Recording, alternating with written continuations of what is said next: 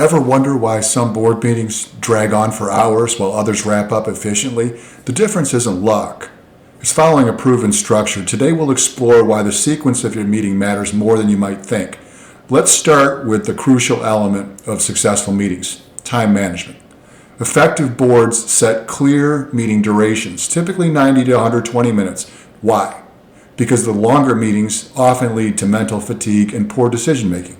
This means being realistic about time allocations. A 5-minute committee report should take 5 minutes, not 20. When reports consistently run over the allocated time, it creates a domino effect that just really disrupts the entire meeting. Now, speaking of committee reports, here's a pro tip. Have committee chairs submit written reports ahead of time, using valuable meeting time for only decisions requiring board input. This keeps the focus where it belongs, on action items rather than updates. Whether you're meeting in person, virtually, or a hybrid format, technology can make or break your meeting. Always test your setup before the meeting starts. Few things derail a meeting faster than spending the first 15 minutes troubleshooting audio issues. Now let's move on to something else fundamental, meeting decorum. Successful boards follow Robert's Rules of Order or a similar parliamentary procedure. Why? Because they provide a framework for professional, efficient discussion. Here's what that means in practice. Each board member gets their fair turn to speak, but no one gets to dominate.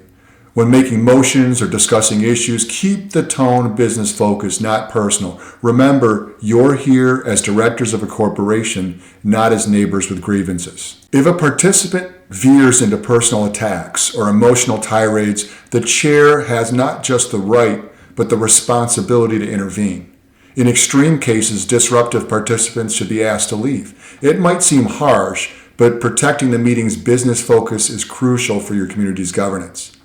Every effective board meeting follows a specific order, and there's crucial reason for each step. Let's walk through it. First comes the approval of previous meeting minutes. This isn't just a formality, it's your official record of decisions and discussions. So start here to ensure your board maintains accurate historical documentation and follows through on previous commitments. Next is your management report. This sets the stage for everything that follows. Your management team shares the updates about operations, maintenance, finance, legal, community issues for the past month. Think of it as your community's vital signs. You need this information before making any new decisions. Only after understanding the current state of your community should you move into new business. Why? Because informed decisions require context. How can you vote on a new landscaping contract if you haven't heard about the current maintenance issues? How can you address a new community concern without knowing if it relates to ongoing projects? Now remember the resident forum portion. That's where you have residents who have their own issues. They want to speak directly to your board of directors. That should happen in the beginning of the meeting.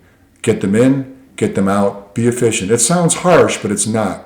Residents shouldn't be allowed to come in and present to the board for a half an hour. Keep the discussion with residents to a minimum. Your objective is to hear them out, ask clarifying questions, but don't argue about their issue with them or in front of them. Just get that done in the beginning. And then when you close your session and go to the executive session, you'll have this information that the resident brought. You'll be able to discuss it in that executive session before moving into the guts of the meeting.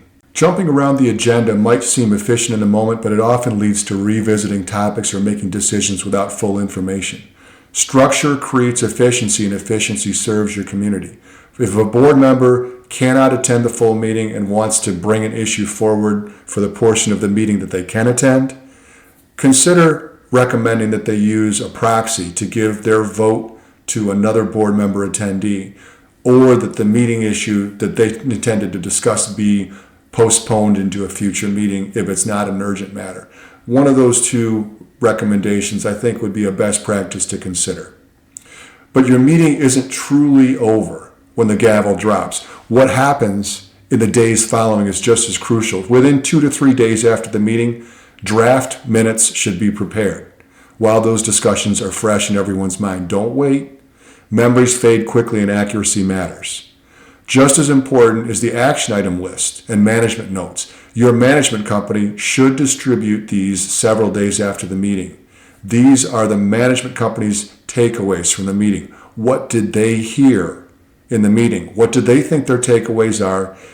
And if there's lack of consistency with what the board intended versus what the management company interpreted, then that can be clarified when that action item list goes out.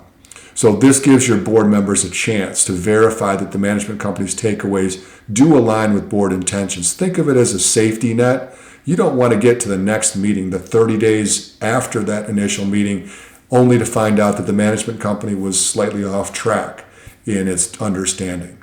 Catching misunderstandings before they become misaligned actions is very important for communities to operate effectively. We talked a little bit about board proxies. Let's circle back on that now. So one more crucial point is about attendance. And if a board member can't attend at all, they should designate another board member as their proxy through written documentation. And as I said earlier, that board members who can't attend the entire meeting and want to have their vote and their voice heard on another issue should give their proxy to another board member attendee who is going to be at the meeting when that issue is raised. So this idea of proxies should be communicated to the management company or the chair of the meeting beforehand so that they know in writing that the person who's a board member is not going to be there. Don't just pop it on them. Get that information to them beforehand in writing. Clear documentation of proxy arrangements protects both the board and the association and should be incorporated into the meeting minutes.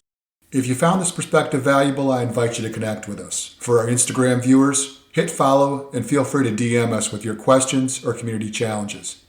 YouTube viewers, subscribe to our channel and check out the video description for links to our website where you'll find our published works on community management, board excellence, and our unique management philosophy. Whether you're dealing with the challenges we discussed today or other community issues, we're here to help.